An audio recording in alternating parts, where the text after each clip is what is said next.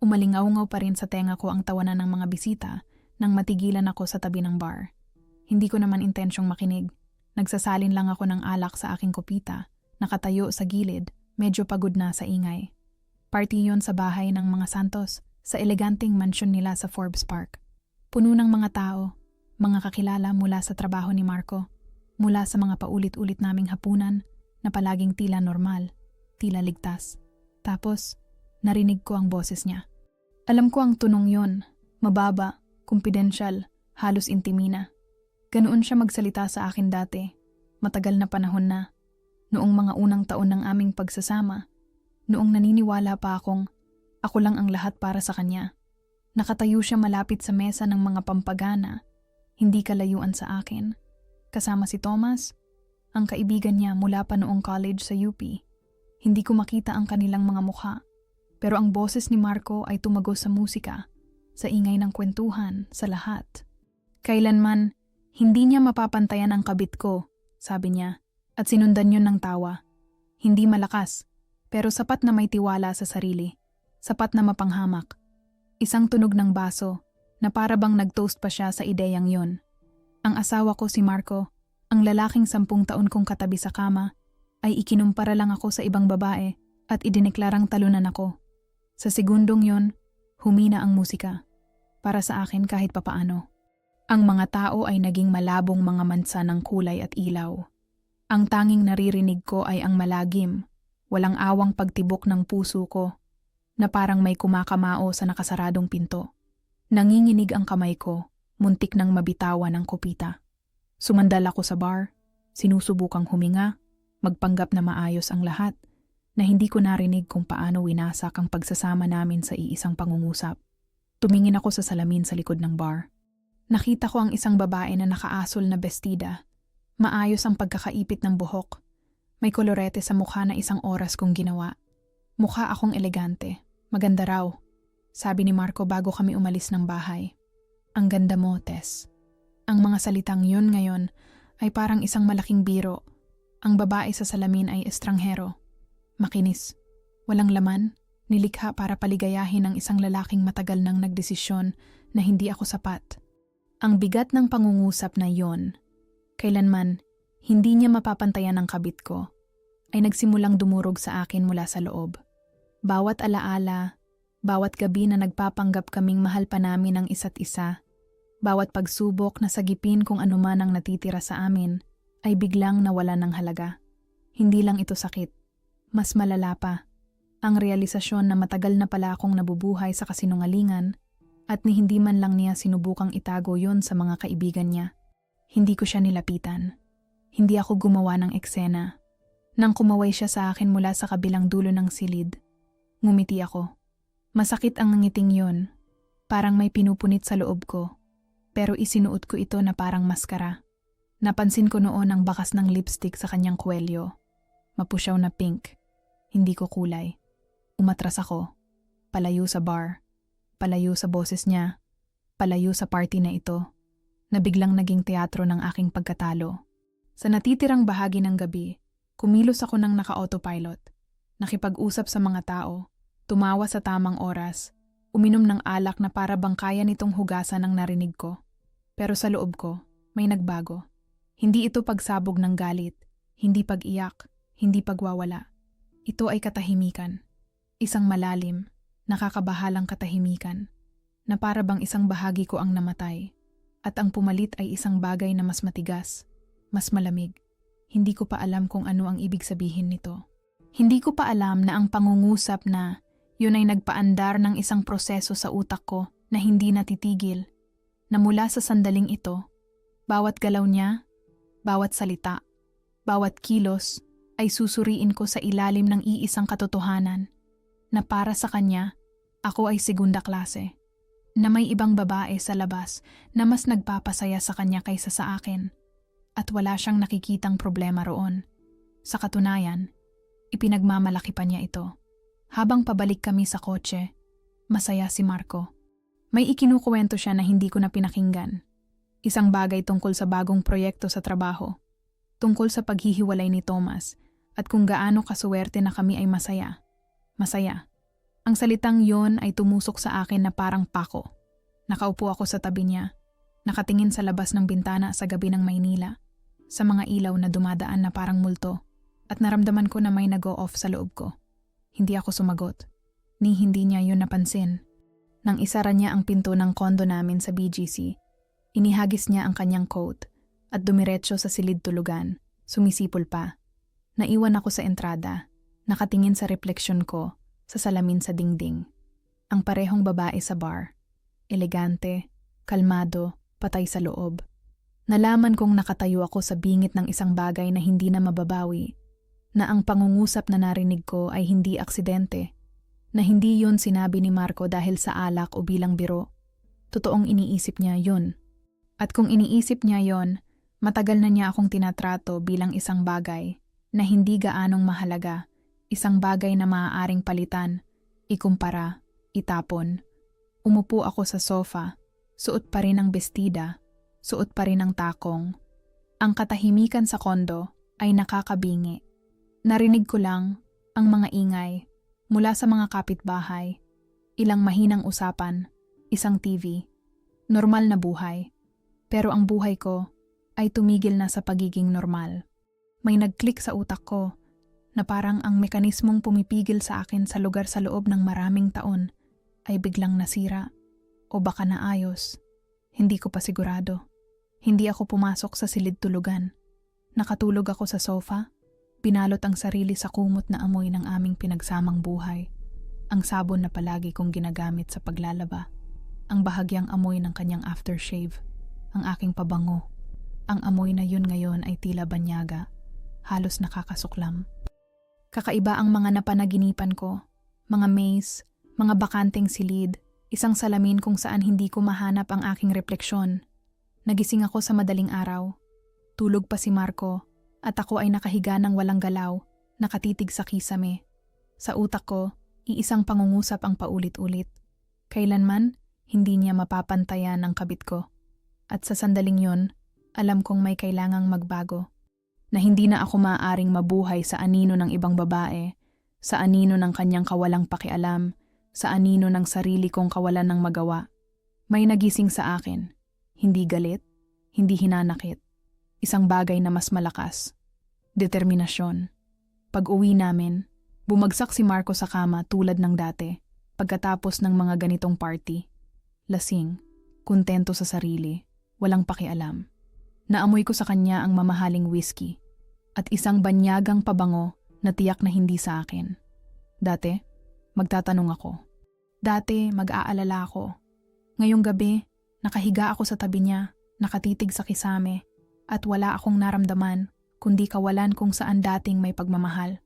Ang kanyang paghinga ay regular, malalim, inosente sa pagiging pare-pareho nito. Ang tunog na yon, na dating nagpapakalma sa akin kapag hindi ako makatulog, ngayon ay nagdudulot ng pandidiri.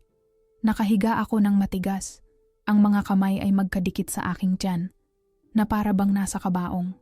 Baka nga nandoon ako, sa kabaong ng isang kasal na matagal nang patay, hindi ko lang napansin. Ang mga salita ay umikot sa aking isipan, sa walang katapusang loop. Kailanman, hindi niya mapapantayan ang kabit ko. Bawat pag-ulit ay ginagawang mas matalim, mas masakit, ngunit mas nakakaganyak din. Dahil sa isang punto, tumigil na akong makaramdam ng sakit. Nagsimula akong makaramdam ng iba, isang malamig, matigas na determinasyon. Ang uri ng kalinawan na dumarating kapag sa wakas ay tumigil ka na sa paglaban sa katotohanan. Sa madaling araw, bumangon ako. Hindi man lang gumalaw si Marco. Naglakad ako sa kondo na parang multo. Hinahawakan ang mga bagay na binili ko, na pinili ko, na bumubuo sa entablado ng aming buhay. Ang litrato ng aming kasal sa Tagaytay, ang babata namin, ang tiwala sa sarili.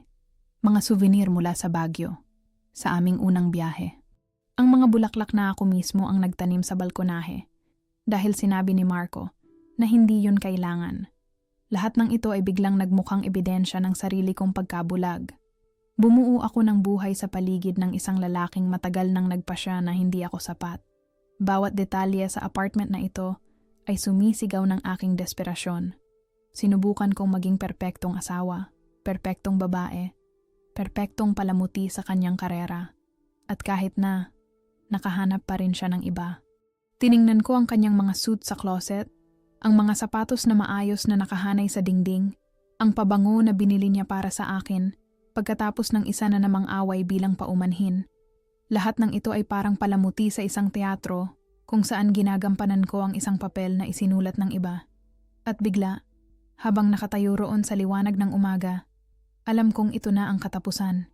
Wala nang pagtatanghal. Ang desisyon ay dumating ng tahimik, walang pagpapakilala. Alam ko lang. Alis ako. Hindi sa sigaw, hindi sa iyak, hindi sa madramang eksena na marahil ay inaasahan niya. Maglalaho ako. Basta na lang mawawala sa buhay niya ng kasing tahimik ng pagkawala ko sa sarili kong buhay sa mga nakaraang taon. Iiwan ko siyang mag-isa sa kanyang tiwala, sa sarili, sa kanyang kabit, sa kanyang walang lamang tagumpay. Umupo ako sa mesa sa kusina na may tasa ng kape na lumalamig sa aking mga kamay. Ang liwanag ng araw ay dahan-dahang pinupuno ang kondo. Inilalantad ang bawat sulok, bawat siwang. Narinig ko ang mga tunog ng nagigising na lungsod. Mga sasakyan, mga taong papasok sa trabaho, ang buhay na nagpapatuloy, walang pakialam sa aking personal na kalamidad. O baka hindi ito kalamidad. Baka ito ay paggising. Nagsimula akong magplano. Hindi emosyonal, hindi magulo. Metodikal, kalmado. May katumpakan na natutunan ko sa trabaho. Ako ay isang accountant, sanay sa kaayusan, sa mga numero na nagtutugma. Ngayon, ang buhay ko ay kailangang magtugma sa ibang paraan. Nagsimula akong bumuo ng isang listahan sa aking isipan. Pera, dokumento, isang lugar na matutuluyan, mga taong mapagkakatiwalaan ko. Si Clara, ang best friend ko mula pa high school sa La Union. Alam niya ang mga bagay tungkol kay Marco, na kahit ako ay ayaw kong aminin sa sarili ko. Nakita niya kung paano ako unti-unting lumiliit, tumatahimik, nawawala sa mga nakaraang taon. Sinabi niya sa akin na nawawala ako sa sarili ko, pero hindi ako nakinig. Akala ko, ganito talaga ang kasal. Mga kompromiso, pag-a-adjust, pagiging mas kaunti, para ang iba ay maging mas marami. Ngayon iba na ang tingin ko. Hindi ito kasal. Ito ay pagbura. Nang bumangon si Marco bandang 10:00, handa na ang almusal sa mesa. Itlog, mainit na pandesal, kape. Kumilos ako ng normal, ngumingiti, nagtatanong tungkol sa mga plano niya para sa araw. Nagulat siya. Siguro inaasahan niyang masama ang timpla ko pagkatapos kagabi. Hindi niya alam ang narinig ko. Wala siyang ideya na pinapanood na niya ang mga huling oras ng kanyang komportabling buhay.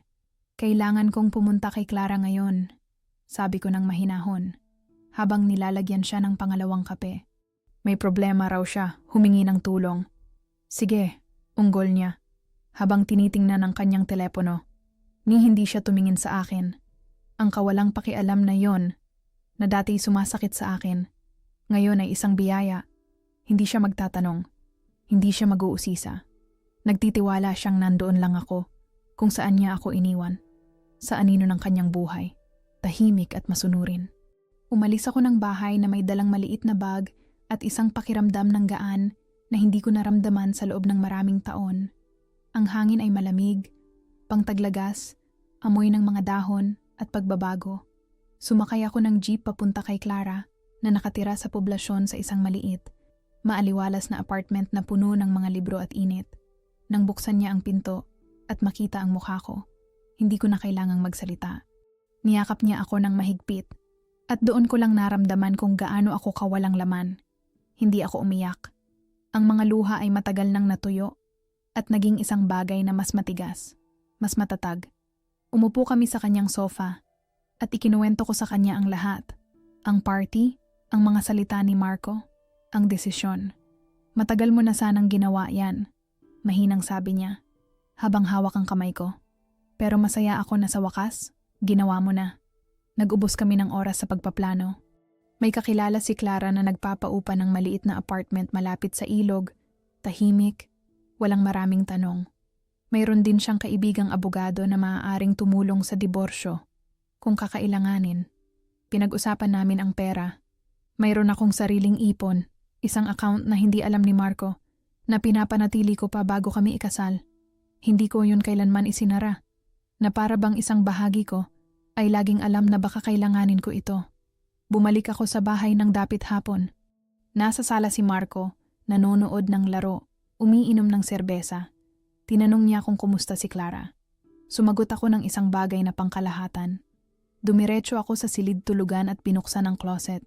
Tiningnan ko ang aking mga damit, ang mga bagay na naiipon ko sa mga nakaraang taon. Karamihan ay hindi ko na kailangan. Ito ay mga kasuotan para sa isang papel na hindi ko nagagampanan. Nang gabing yon, hindi na naman ako natulog. Nakahiga ako sa tabi ni Marco, pinakikinggan ang kanyang paghinga, at alam kong ito na ang isa sa mga huling gabi. Sa dalawa, marahil 3 araw, magbabago ang lahat. Naramdaman ko ang isang kakaibang kapayapaan. Hindi ito lungkot, hindi galit. Ito ay isang uri ng pagsasara, ang pagtatapos ng isang kabanata na tumagal ng masyadong matagal. Kinaumagahan, gumising ako bago pa siya. Gumawa ako ng kape, umupo sa bintana at pinanood ang lungsod. Ang mga tao ay nagmamadali papunta sa trabaho, ang mga bata ay papunta sa paaralan, ang buhay ay nagpapatuloy. Sa loob ng ilang araw, magiging bahagi ako ng buhay na iyon sa ibang paraan. Hindi bilang asawa ni Marco, hindi bilang babae na hindi kailanman mapapantayan ang kanyang kabit. Magiging ako lang, kung sino man ang natitira sa ilalim ng lahat ng mga patong ng pagkukunwari at pagpapanggap. Alam kong magiging mahirap ito. Alam kong magkakaroon ng mga tanong, tsismis, marahil kahit mga akusasyon. Ngunit alam ko rin na walang nang atrasan. May nabasag sa akin ang gabing yon sa party, at ngayon ay muling nabubuo sa ibang anyo. Mas malakas, independyente, hindi na handang tiisin ang mga kalahating katotohanan at kahihiyan. Umalis si Marco papuntang trabaho, humalik sa aking pisngi. Isang walang laman, automatikong kilos na walang ibig sabihin. "Bye, Tess," sabi niya. Tumango ako, pinanood siyang isara ang pinto. Saglit akong tumayo sa entrada, pinakikinggan ang katahimikan. Tapos, huminga ako ng malalim at nagsimulang mag-impake. Sa sumunod na 2 araw, kumilos ako ng maingat nang may katumpakan ng isang siruhano na nag-aalis ng tumor. Bawat galaw ay pinag-isipan, bawat desisyon, may layunin. Si Marco ay umaalis papuntang trabaho ng 8:00, bumabalik sa pagitan ng 6:00 at 7:00 ng gabi. Nagbigay ito sa akin ng 10 oras bawat araw para maghanda. 10 oras para burahin ang sarili ko sa buhay niya. Sa unang araw, inasikaso ko ang pera. Mayroon akong account na hindi niya alam. Mga ipon mula sa panahon na nagtatrabaho pa ako ng full-time bago ko binawasan ang oras ko para maging mas available para sa kanya, para sa kanyang karera, para sa kanyang kaginhawaan. Ngayon, ang perang yun ang naging pasaporte ko sa kalayaan. Pumunta ako sa 3 magkakaibang ATM. Nag-withdraw sa bawat isa ng maximum na halaga ng cash. Ayokong mag-iwan ng bakas na madali niyang masusundan. Sa bahay, sa isang lumang lata ng tsaa na nakatago sa likod ng mga garapon sa pantry, meron pa akong 8,000 piso. Pera mula sa lola ko na wala na. Isang alaala na hindi kailanman nagalaw ni Marco dahil hindi niya alam na mayroon nito. Kinuha ko yon. Sa kabuuan, mayroon na akong sapat para magsimulang muli, para makaligtas sa mga unang buwan ng walang trabaho kung kinakailangan. Ang mga dokumento ay nasa kanyang opisina, sa desk kung saan niya itinatago ang lahat ng aming mahahalagang papel. Ang ID ko, pasaporte, mga titulo ng kondo na nakapangalan sa kanya, ang aming marriage certificate. Kinuha ko kung ano ang akin. Ang natira ay iniwan ko. Hayaan siyang mamroblema sa mga papeles na hindi naman niya pinansin hanggat ako ang nag-aasikaso. Sa pangalawang araw, nagsimula akong mag-impake. Hindi lahat, yung mga may halaga lang. Mga pang-araw-araw na damit, mga dokumento, mga litrato mula sa panahong bago si Marco, mga alaala ng aking mga magulang. Mga librong mahal ko na tinawag niyang hindi kailangang kalat.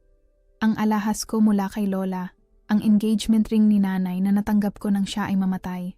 Mga bagay na nag-uugnay sa akin, sa kung sino ako bago ako naging si Ginang De Leon.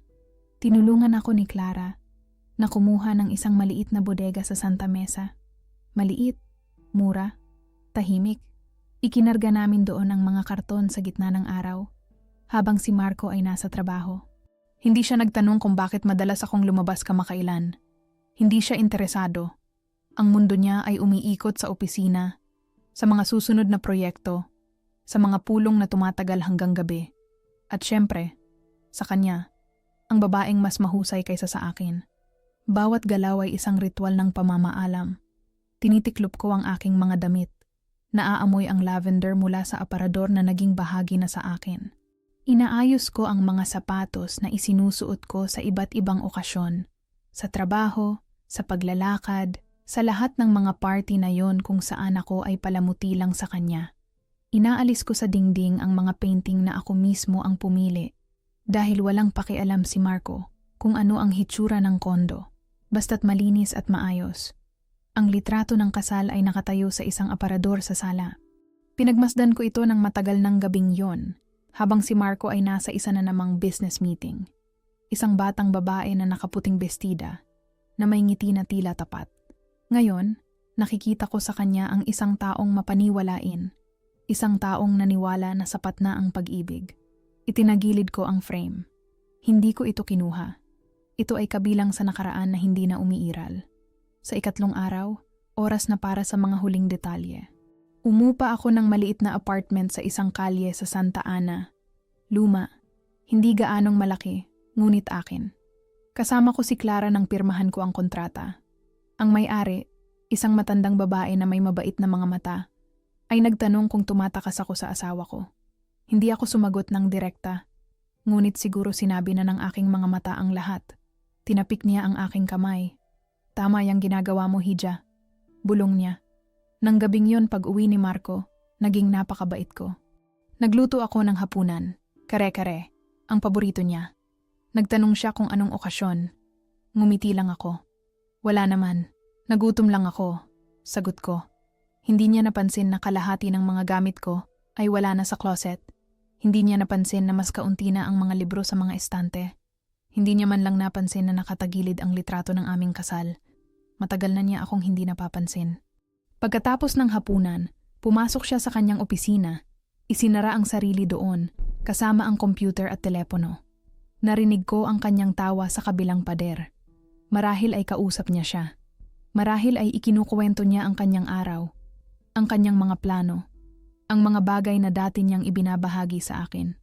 Nakaupo ako sa sala, nakatitig sa TV na hindi ko man lang naririnig. At alam kong ito na ang mga huling oras. Nang gabing yon inihanda ko ang sulat. Matagal kong pinag-isipan kung ano ang isusulat. Dapat ba akong maging brutal? Prangka? O iiwan ko na lang siya na may mga tanong? Sa huli, pinili ko ang katotohanan. Malamig, kontrolado, hindi masyadong mahaba. Hindi niya kailangan ang galit ko. Kailangan lang niya ang kamalayan na tapos na ito. Sumulat ako sa desk sa silid tulugan, sa ilalim ng maliit na ilaw para hindi siya magising. Si Marco ay natutulog tulad ng dati. Malalim, ligtas.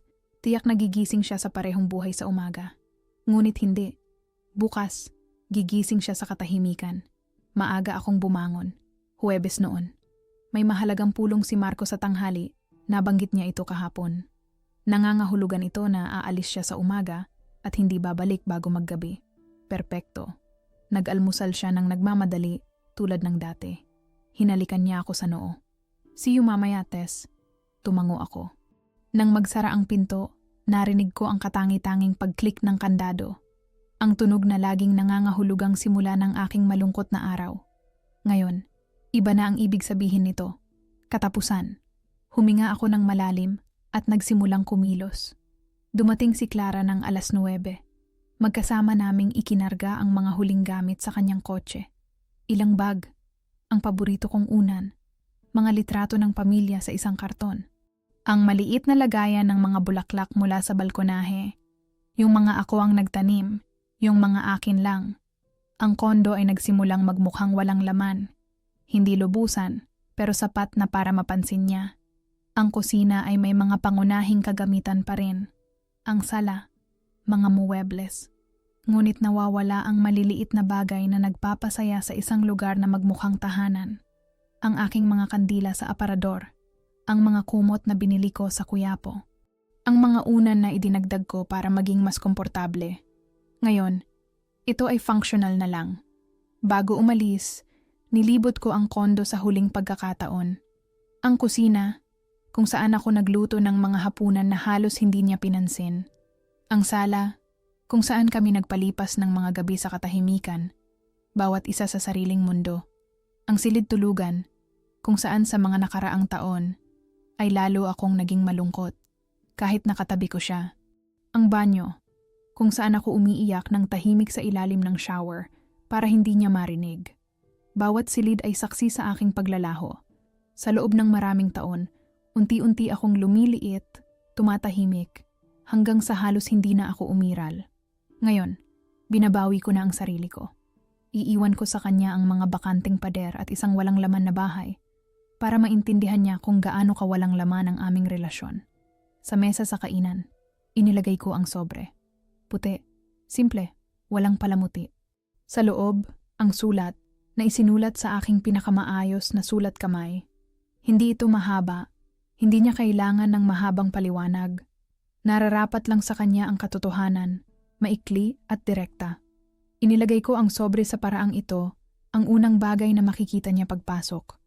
Sa tabi nito, inilagay ko ang mga susi ng kondo. 2 maliliit na piraso ng metal na sa loob ng 10 taon ay sumisimbolo sa aking lugar sa kanyang buhay. Ngayon, sila ay mga bagay na lamang na iniiwan ko. Ang liwanag sa oras na yon ng araw ay banayad, pangtaglagas, pumapasok sa mga bintana sa malalambot na guhit. Nakatayo ako sa entrada, hawak ang aking huling bag at tumingin sa paligid ng pasilyo. Ang mga larawan sa dingding, yung mga isinabit ko noong lumipat kami, ang lalagyan ng sapatos, halos wala nang laman sa aking panig. Ang salamin, kung saan daan-daang beses kong sinuri ang sarili ko bago umalis, nagtatanong sa kanya, okay ba ito? At halos hindi niya itinaas ang kanyang tingin. Wala na akong pakialam sa lahat ng yon. Binuksan ko ang pinto. Naghihintay si Clara sa ibaba, sa kanyang maliit na kotse. Nakita ko siya sa bintana, nakasandal sa kotse, nakatingala sa direksyon ng aming kondo, naghihintay ng may pasensya. Nang makita niya ako, ngumiti siya. Malungkot, ngunit may ginhawa. Isinara ko ang pinto sa huling pagkakataon. Ang mga susi ay naiwan sa loob, sa mesa. Walang nang atrasan. Bumaba ako ng hagdan, ramdam ang kakaibang gaan. Bawat hakbang ay nagpadali sa aking paghinga. Paglabas ko sa labas, ang hangin ay malamig at malinis. Sumakay ako sa kotse ni Clara at umalis kami. Hindi ako lumingon. Hindi ako tumingin sa mga bintana ng kondo. Umalis lang ako. Iniwan ang 10 taon ng buhay na matagal nang tumigil na maging akin. Babalik si Marco mamayang gabi sa isang walang laman na bahay. Makikita niya ang sobre. Babasahin niya ang sulat. At doon niya lang maiintindihan na ang ilang mga bagay ay hindi na naayos, na ang ilang mga salita ay hindi na mababawi, na ang babaeng itinuring niyang hindi sapat ay sa wakas ay nagising ng sapat para umalis. At ako ay malayo na, sa maliit na apartment sa Santa Ana, sinisimula ng buhay na akin lamang. Isinulat ko ang liham na yun ng 3 beses bago ko nahanap ang mga tamang salita. Ang unang 2 bersyon ay masyadong emosyonal, puno ng sakit at akusasyon na sa huli ay tunog na lang na melodramatiko. Ayokong bigyan siya ng kasiyahan na makita ang aking pagkabigo. Hindi niya deserve ang katapatan ko sa anyo ng isang sigaw. Nararapat sa kanya ang isang bagay na mas malala, ang kapayapaan na mas maraming sinasabi kaysa sa 1,000 luha. Ang pangatlong bersyon ay perpekto. Malamig, kontrolado, totoo. Bawat salita ay maingat na pinili. Para makasakit, ngunit walang pagwawala. Para ipakita sa kanya na hindi na ako ang babaeng pwede niyang balewalain. Na nagising na ako. Marco, sinimulan ko. Hindi, mahal kong. Hindi pinakamamahal. Ang pangalan lang niya, walang init, walang nakaraan. Tama ka. Kailanman, hindi ko mapapantayan ang kabit mo. Dahil wala akong balak makipagkumpetensya para sa mga tira-tira mong atensyon. Ilang taon mo akong pinakain ng kasinungalingan na binalot sa pagmamahal at tinanggap ko yon dahil naniwala pa rin ako sa tin. Ngayong gabi, tinatapos ko na ang paniniwalang yon. Huminto ako saglit matapos isulat ang mga salitang yon, nakatitig sa papel. Mas matindi ito kaysa sa inaasahan ko. Pero totoo, nagpatuloy ako. Kapag tumingin ka sa paligid ng walang laman na bahay na ito, intindihin mo na sinasalamin nito ang kawalan na iniwan mo sa akin. Binuo mo ang iyong pagmamalaki sa pagkakanulo, at ngayon ay mabubuhay ka na napapalibutan ng alingaw-ngaw nito. Huwag mo akong hanapin. Sa wakas ay nandoon na ako kung saan hindi na ako maaabot ng iyong mga salita. Hindi ako pumirma ng nagmamahal. Wala akong idinagdag na anumang maaaring magpabawas sa sakit. Teresa lang. Ang buo kong pangalan, hindi ang palayaw na ginamit niya na para bang makakapagpalapit yun sa amin. Bumalik na ako sa pagiging ako, ang taong ako bago pa siya. Tiniklop ko ng maayos ang papel, inilagay sa puting sobre. Hindi ko na nilagyan ng pangalan, hindi na kailangan. Alam niyang para sa kanya yon, dahil wala nang ibang tao rito. Nang ilagay ko ang sulat sa mesa sa kainan, naramdaman ko ang isang kakaibang seremonya. Ito ang mesa kung saan kumain kami ng daan-daang beses sa katahimikan. Kung saan nagpanggap kaming may Pasko, mga handaan, normalidad. Ngayon, nakalagay dito ang katibayan ng katapusan. Isang puting sobre sa madilim na kahoy. Parang isang piraso ng papel sa isang lapida. Sa tabi nito, inilagay ko ang mga susi. Ang set ko, 2 pilak na susi sa isang simpleng singsing. Sa loob ng 10 taon, dinala ko ang mga ito sa aking bag. Sa aking bulsa, palaging kasama ko. Sila ang simbolo ng tahanan, ng pagiging kabilang, ng isang lugar na maaari kong balikan. Ngayon, sila ay mga piraso na lang ng metal. Hindi kailangan, banyaga. Tumayo ako sa ibabaw ng mesa saglit. Pinagmamasdan ang eksenang ito. Ang sulat, ang mga susi, ang mga bakanteng upuan. Mukha itong isang still life, isang komposisyon na nagsasabi ng katapusan. Ang liwanag mula sa bintana ay lumikha ng isang mahabang anino ng sobre sa mesa. Naisip ko na makikita muna ni Marco ang anino bago niya mapansin ang mismong sulat. Sinubukan kong isipin ang kanyang reaksyon. Papasok siyang pagod galing sa pulong. Ihahagis ang kanyang bag sa sofa, gaya ng dati. Pupunta sa kusina para kumuha ng serbesa. Tapos mapapansin niya ito. Ang katahimikan, ang kawalan, ang kakulangan ng amoy ng nilulutong hapunan. Ang kawalan ng aking mga yapak, ng aking boses na bumabati sa kanya. Babalik siya sa sala, magsisimulang tumingin sa paligid ng nerbiyos. At sa kanya makikita ang sulat sa mesa. Nagtataka ako kung mararamdaman niya muna ang gulat o inis. Kung iisipin niyang isa na naman ito sa mga paraan ko para makuha ang atensyon niya. O kung mararamdaman niya agad na iba na sa pagkakataong ito. Na hindi ako babalik pagkatapos ng ilang oras na may mapupulang mata, humihingi ng tawad, dahil masyado akong sensitibo, masyadong mapaghanap, masyadong ako. Ang sulat ay isang salamin para sa kanya. Ipakikita nito sa kanya ang katotohanan na iniiwasan niya, na ang kanyang kasal ay isang istruktura na binuo sa aking pagtalikod sa sarili ko, na sa loob ng maraming taon, unti-unti siyang kumuha ng kumuha mula sa akin, at hinayaan ko, dahil akala ko ganoon ang pag-ibig, sakripisyo, pag-a-adjust, paglalaho. Pero ngayon, sa mga salitang ito, binabawi ko sa kanya ang kontrol. Hindi ako nagmakaawa. Hindi ako nagtanong kung ano ang ginawa kong mali. Hindi ko siya binigyan ng pagkakataon para sa mga dahilan, para sa hindi ganon, para sa hayaan mong magpaliwanag ako. Sinasabi ko lang ang isang katotohanan, aalis ako. At ito ay para sa habang panahon. Inisip ko kung paano niya babasahin ang mga salitang yon ng isang beses, pangalawa, pangatlo. Sinusubukang humanap ng puwang para sa negosasyon, pero wala roon. Sinulat ko ito sa paraang hindi na mababawi, para malaman niya na walang anumang paumanhin, walang pangako, walang buke ng bulaklak o romantikong hapunan ang makakapagbago nito. Sa wakas ay nandoon na ako kung saan hindi na ako maaabot ng iyong mga salita. Ang linyang iyon ay mahalaga. Hindi ko sinabi sa kanya kung nasaan ako. Hindi ako nag-iwan ng numero ng telepono, address, walang paraan para makontak ako. Naglaho lang ako sa mundo niya ng buo. Tulad ng pagbura niya sa akin, sa loob ng maraming taon sa kanyang kawalang pakialam. Nagtataka ako kung susubukan niya akong hanapin. Kung tatawagan niya ang aking mga kaibigan, pamilya. Kung pupunta siya kay Clara, magtatanong kung nasaan ako. Pero alam ni Clara kung ano ang sasabihin. Wala. Hinding-hindi. Ang karapatan niyang malaman ang tungkol sa akin ay natapos sa sandaling sinabi niya ang mga salitang yon tungkol sa kanyang kabit. Ang sulat ay nagsabi rin tungkol sa kung ano ang iniwan ko, isang bahay na puno ng alingaw-ngaw. Gusto kong maramdaman niya yon, na maglalakad siya sa mga bakanteng silid na yun at makikita kahit saan ang bakas ng aking pagkawala. Ang aking toothbrush na wala na sa banyo. Ang aking mga libro na nawala na sa mga estante. Ang lugar sa mesa kung saan ako laging umuupo, ngayon ay bakante. Ang katahimikan ang magiging parusa niya. Hindi sigaw, hindi eksena, hindi drama. Ang katahimikan na lumalaki at pumupuno sa bawat sulok, bawat siwang. Katahimikan na nagpapaalala na mayroong isang tao roon at ngayon ay wala na. At ang taong yon ay hindi na babalik. Alam kong ang katahimikan na yon ay magiging mas malakas kaysa sa lahat ng mga away na maaari naming pagdaanan. Na ito ay magiging mas matalim kaysa sa anumang akusasyon. Dahil pinipilit ka ng katahimikan na harapin ang iyong sarili.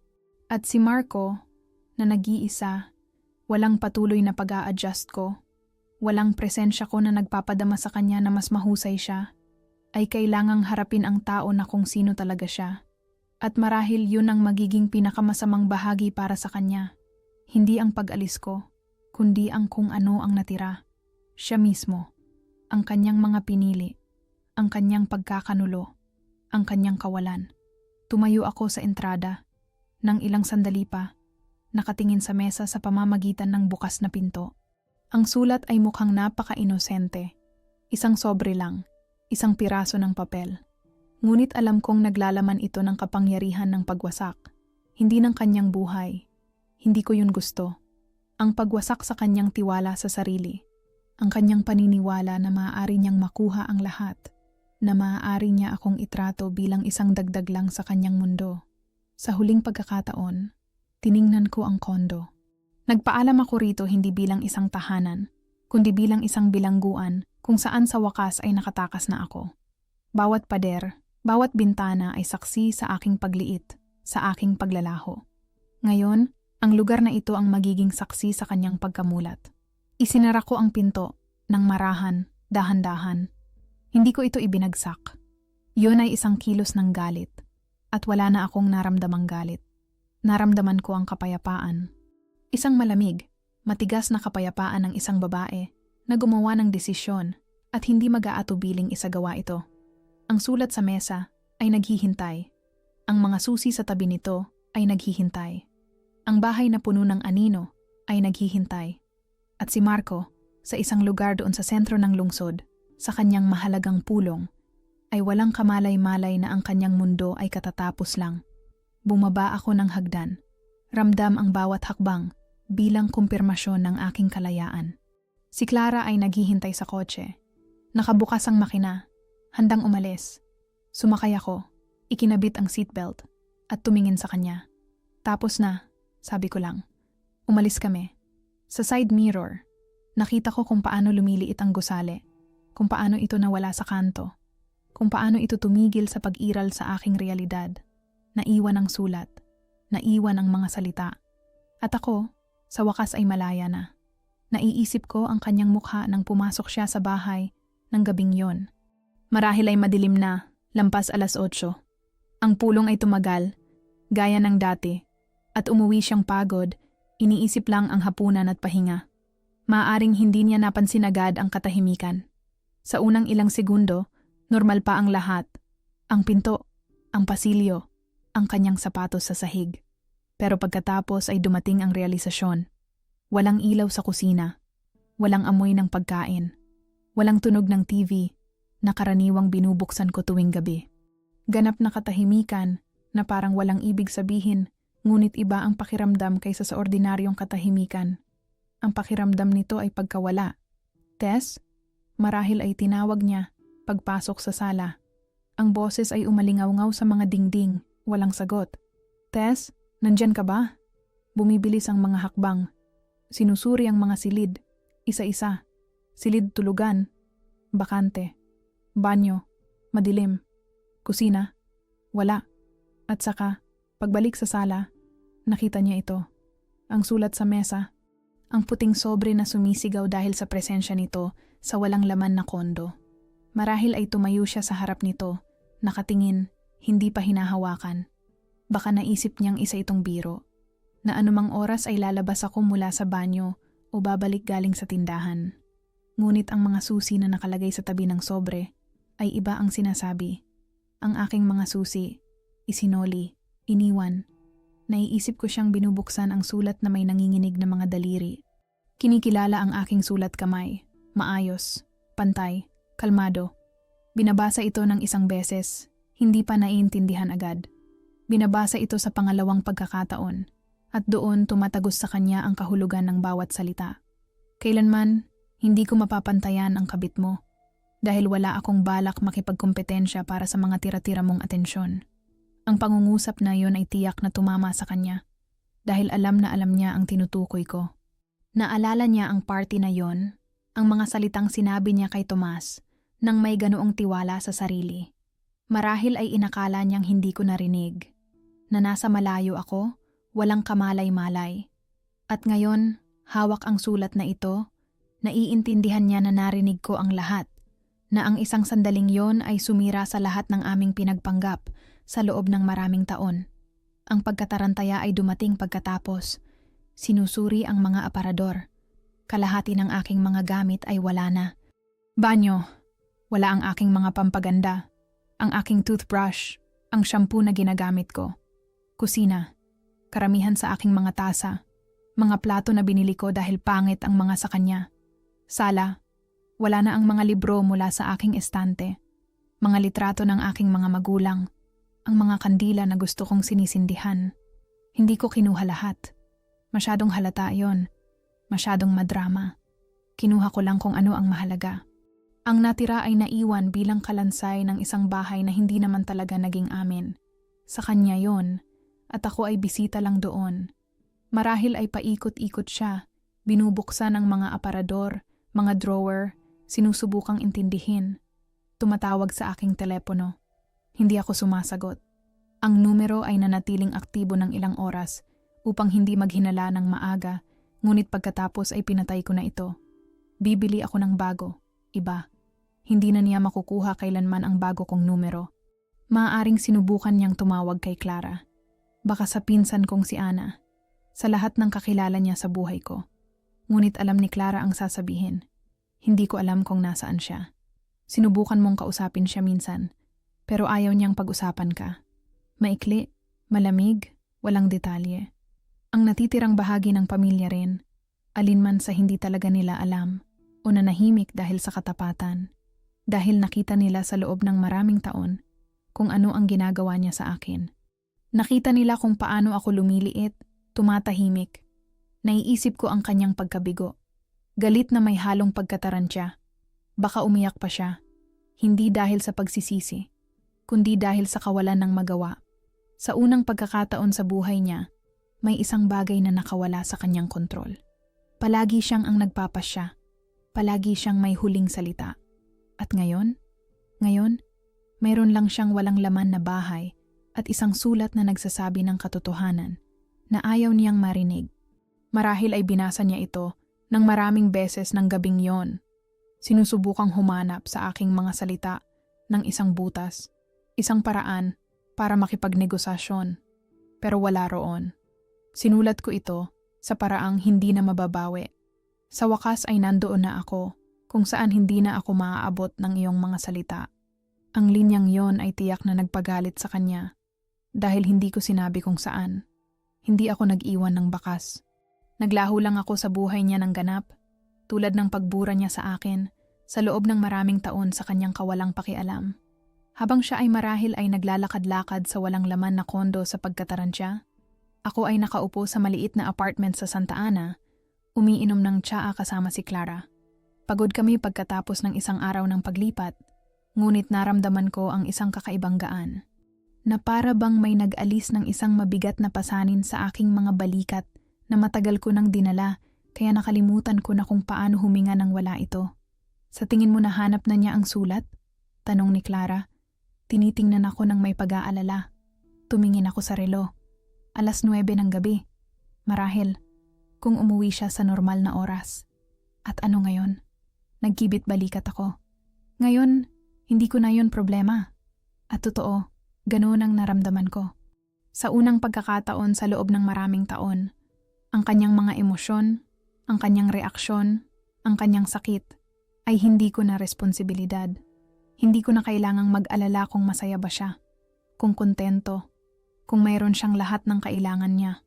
Lahat ng yon ay tumigil na sa pagiging gawain ko. Maliit ang apartment, halos 40 metro kwadrado lang, ngunit tila napakalaki nito sa akin. Maluwag, akin. Ang mga bintana ay nakaharap sa isang tahimik na kalye. Nakikita ko ang mga puno na ngayon, sa taglagas, ay kulay ginto at pula. Tinulungan ako ni Clara na ayusin ang mga pinakakailangan, mga sapin sa kama, mga tuwalya sa banyo, ilang mga plato sa kusina. Ang iba ay maaaring maghintay. Ang pinakamahalaga ay nandito ako, malayo sa kanya, ligtas sa aking bagong espasyo. Nang gabing yon, hindi ako nakatulog ng maayos. Hindi dahil sa pagsisisi o pagdududa. Nagising ako ng ilang beses, nakikinig. Sa loob ng maraming taon, nasanay ako sa mga tunog ng aming kondo. Ang pag-creak ng sahig, kapag bumabangon si Marco sa gabi, ang ugong ng trapiko sa labas ng bintana, ang mga kapitbahay sa itaas namin.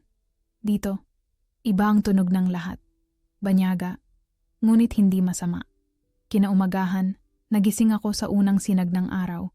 Saglit, hindi ko alam kung nasaan ako. Tapos na-realize ko, bagong apartment, bagong buhay. Bumangon ako, gumawa ng kape sa maliit na kusina, umupo sa bintana at pinanood ang lungsod na magising. Sa isang lugar doon, sa kabilang panig ng Maynila, marahil si Marco ay hindi rin natulog. O masama ang tulog sa isang bakanteng kama, sa isang walang laman na bahay, na may sulat na umiikot pa rin sa kanyang isipan. Nagtataka ako kung may tiwala pa rin siya sa sarili. Kung iniisip pa rin niya na mas mahusay ang kabit niya kaysa sa akin. Kung ngayon na nag-iisa na lang siya, nakikita niya ang katotohanan, na mayroon siyang isang taong nagmamahal sa kanya, na bumuo ng buhay kasama niya, at sinayang niya ang lahat para sa panandaliang kasiyahan. Ngunit hindi ko na yun problema. Hindi ko kailangang iligtas siya mula sa kanyang sariling mga pinili. Hindi ko kailangang maghintay na magbago siya, na maintindihan niya, na maging mas mabuti siya. Maaari na lang akong mabuhay. Dumating si Clara bago magtanghali. Nagdala siya ng almusal, mainit na pandesal, keso, kamatis. Kumain kami ng magkasama sa maliit na mesa sa kusina, nag-uusap tungkol sa mga plano. Kailangan kong maghanap ng trabaho, sa kabutihang palad, mayroon akong karanasan sa accounting. Ang aking CV ay updated. May kakilala si Clara na naghahanap ng tao para sa isang maliit na kumpanya sa may Star Mesa. Ibibigay ko sa iyo ang numero niya, sabi niya. Sabihin mo, galing sa akin. Mabait na tao yon, nagbabayad sa oras. Tumango ako, nagpapasalamat. Nagpapasalamat sa kanyang presensya, sa hindi pagtatanong ng marami, sa simpleng pagiging nariyan. Ang telepono ay nag-vibrate ng paulit-ulit sa aking bag. Si Marco. Tumatawag, nagte-text. Marahil ay nagmamakaawa o sumisigaw. Hindi ko tiningnan. Pinatay ko ang mga notification. Sa loob ng ilang araw, papalitan ko na ng buo ang numero. Ngunit sa ngayon, binaliwala ko lang. Bawat pag-vibrate ng telepono ay isang paalala na doon, sa buhay na yon ay may gulo, pagkatarantya, desperasyon. At dito, sa bago kong lugar, ay may kapayapaan. Katahimikan na ako mismo ang pumili. Hindi ang katahimikan ng kalungkutan na ipinataw niya sa akin sa loob ng maraming taon. Ito ang aking parusa para sa kanya. Hindi galit, hindi paghihiganti, hindi madramang mga eksena. Pagkawala lang. Isang katahimikan na mas malakas kaysa sa anumang sigaw. Isang kawalan na mas masakit kaysa sa anumang akusasyon. Dahil si Marco, na nag-iisa, sa walang laman na bahay na yon, ay kailangang harapin ang katotohanan, na natalo siya, hindi dahil mahina ako. Natalo siya, dahil siya ay pabaya, makasarili, tiyak na palagi akong nandyan, kahit paano niya ako tratuhin.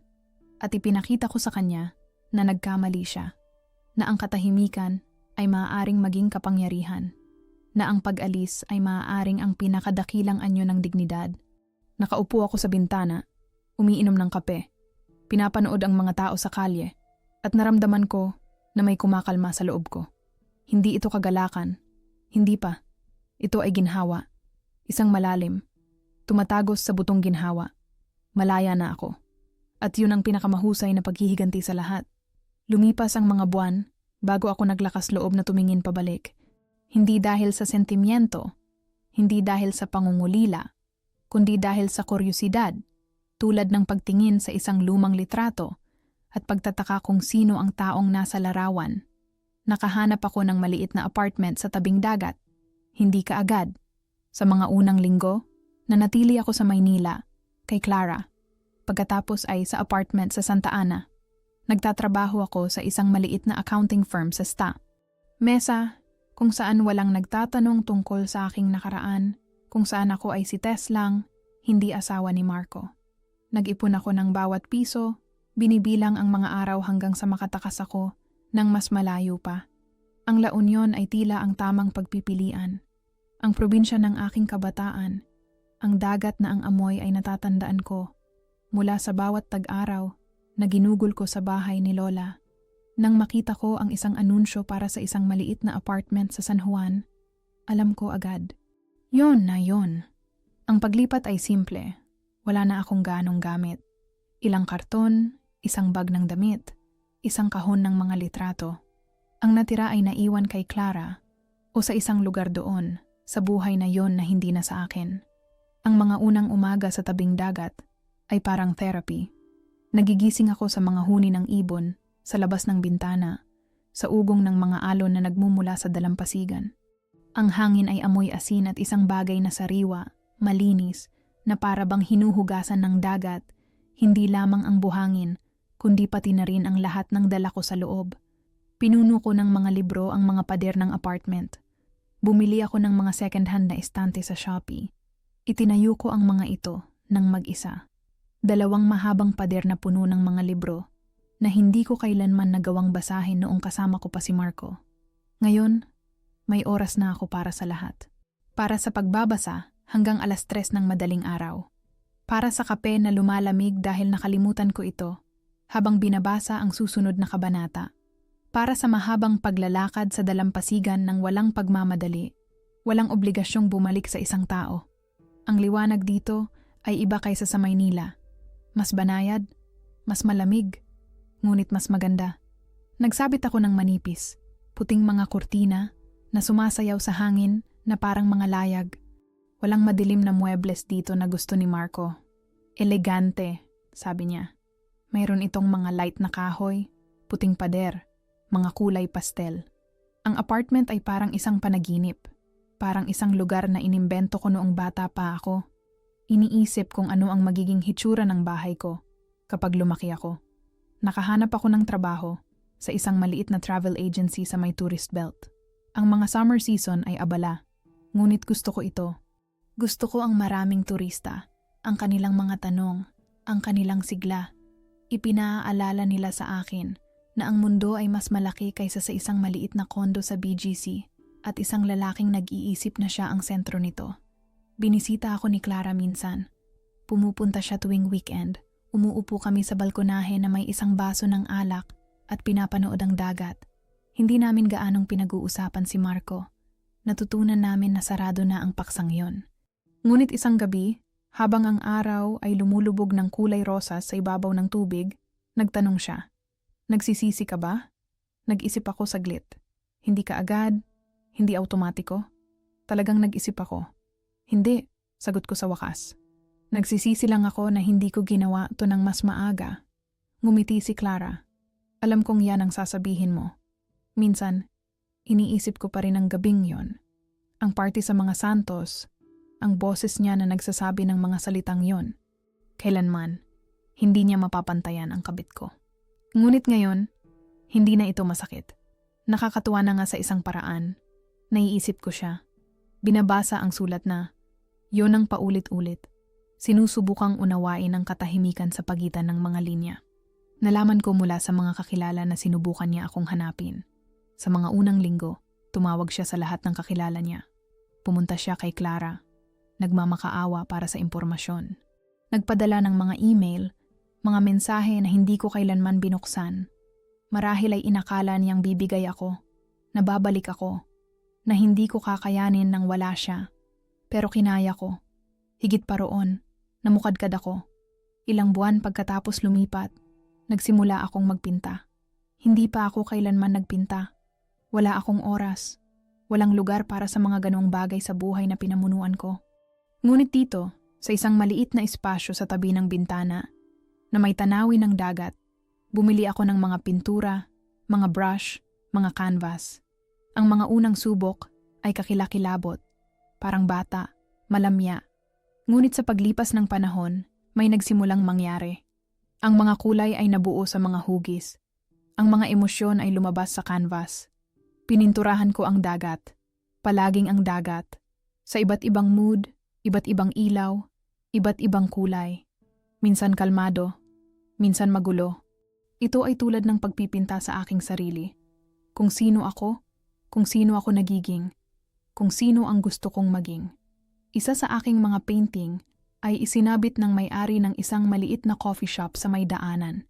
Sinabi niya na nagtatanong ang mga tao kung sino ang nagpinta nito. Nagsimula akong makatanggap ng mga alok. Maliit lang, walang malaki. May gustong magpagawa ng painting para sa kanilang apartment.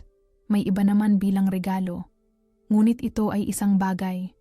Isang bagay na akin, na umiiral ng ganap sa labas ni Marco, sa labas ng buhay na yon. Ang ritmo ng mga alon ang naging saksi ko. Araw-araw, sa umaga bago magtrabaho, bumababa ako sa dalampasigan. Kahit sa taglamig, kapag sobrang lamig na ang hininga, ay nagiging singaw. Nakatayo ako sa pampang, nakatingin sa abot tanaw, at nararamdaman ko na may naaayos sa loob ko.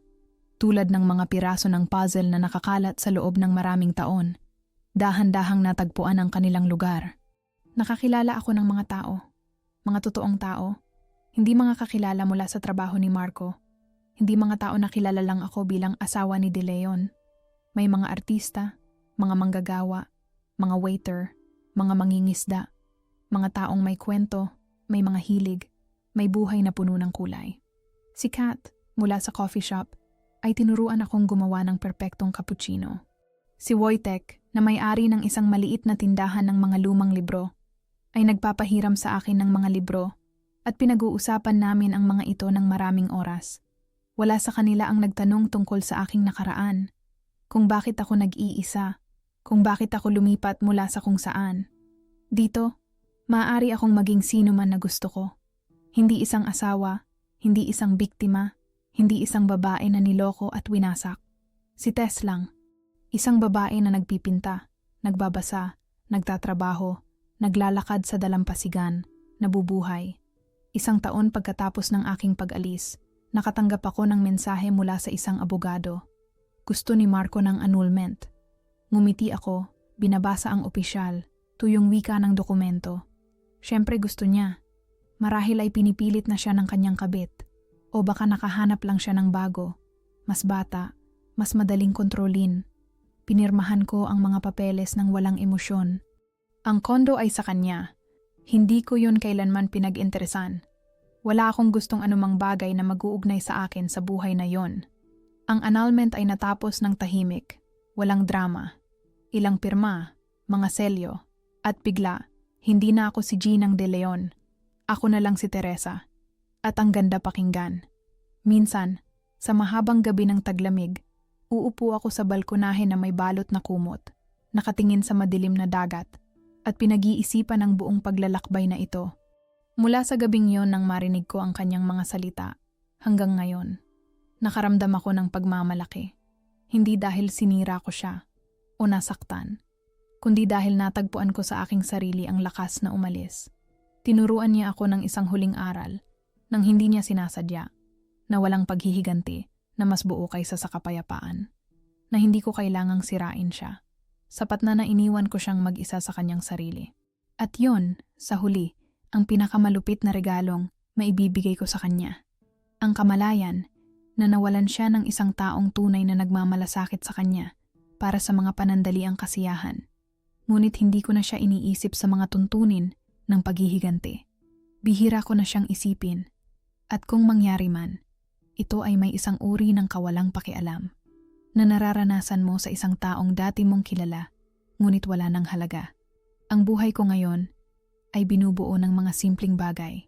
Kape sa umaga na may tanawin ng dagat, mga libro sa aking nightstand, mga brush na nakalagay sa isang garapon sa bintana, mga paglalakad kapag ang langit ay masyadong maganda para manatili sa loob, mga pakikipag-usap sa mga taong nakikita ako, hindi ang papel na ginagampanan ko.